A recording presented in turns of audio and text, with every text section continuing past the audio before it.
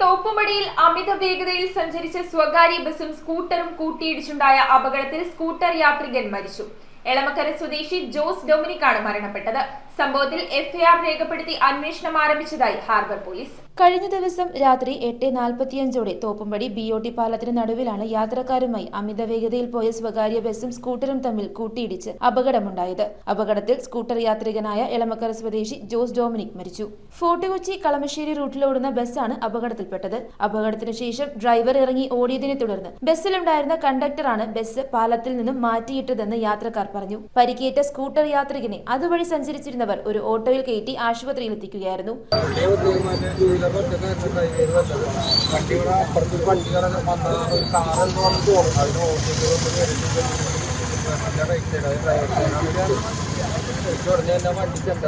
Break down പോലെ നിന്നിട്ട് ഓടിപ്പോകുന്നതാണ് ഞാൻ ഈ വണ്ടി ഇടിച്ചതിന്റെ 2 വണ്ടിയുടെ ബ്രേക്കിൽ ഞാനുണ്ടായിരുന്നു. ഓവർടേക്കായിരുന്നു ബസ് ഓവർടേക്ക് വന്ന് കയറി അപ്പൊ നമ്മുടെ ഓട്ടോറിക്ഷ ഈ വഴി വന്ന ഓട്ടോറിക്ഷയിലാണ് നമുക്ക് കയറ്റാൻ പറ്റിയത്. അവിടെ നിന്നൊന്നും വണ്ടി ഉണ്ടായിരുന്നില്ല. ഓട്ടോറിക്ഷയുടെ അടുത്തേക്ക് ഇവിടെ തന്നെ വളർത്തി നേരെ അപകടം നടക്കുമ്പോൾ ബസ്സിൽ യാത്രക്കാർ കൂടാതെ ഡ്രൈവറോട് സംസാരിക്കുന്നതിനായി ബസിന്റെ മുൻവശത്ത് 10ഓളം പേർ ഉണ്ടായിരുന്നതായി ദൃക്സാക്ഷികൾ പറഞ്ഞു.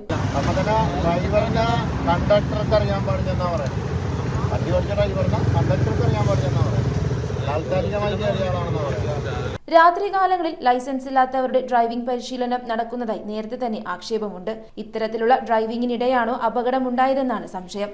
സംഭവത്തെ തുടർന്ന് കോൺഗ്രസ് പ്രവർത്തകർ BOT പാലത്തിൽ കുത്തിയിരുന്ന് പ്രതിഷേധിച്ചു. പിന്നീട് ഹാർബർ സ്റ്റേഷനിലെത്തി പ്രവർത്തകർ ഡ്രൈവറെ അറസ്റ്റ് ചെയ്യണമെന്നാവശ്യപ്പെട്ടു. ആ ഡ്രൈവറിനെ ഇന്ന് അറസ്റ്റ് ചെയ്യണം.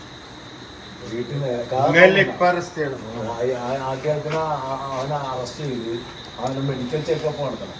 ഈ മെഡിക്കൽ ചെക്കപ്പ് ഇന്ന് നടത്തിയില്ലെങ്കിൽ വരുന്നതല്ല. അവൻ മദ്യപാനം എന്നാണ്. ഒരു ഇത്ര മണിക്കൂർ കഴിഞ്ഞിട്ടുണ്ടെങ്കിൽ പിന്നെ അതിൻ്റെ ആൽക്കഹോളിൻ്റെ ഒക്കെ എഫക്റ്റ് കിട്ടില്ല. അപ്പോൾ അതിന് ഉണ്ടാവില്ല. കാരണം നാളെ ഒരു മനുഷ്യനും നിങ്ങൾക്ക് ആ പോലെ ഉണ്ടാവില്ല.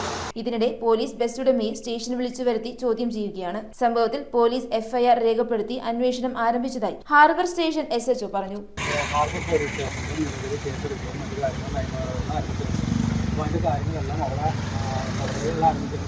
ബാക്കി അറസ്റ്റ് തുടങ്ങിയുള്ള എല്ലാ അവിടെ ഉണ്ടാവും.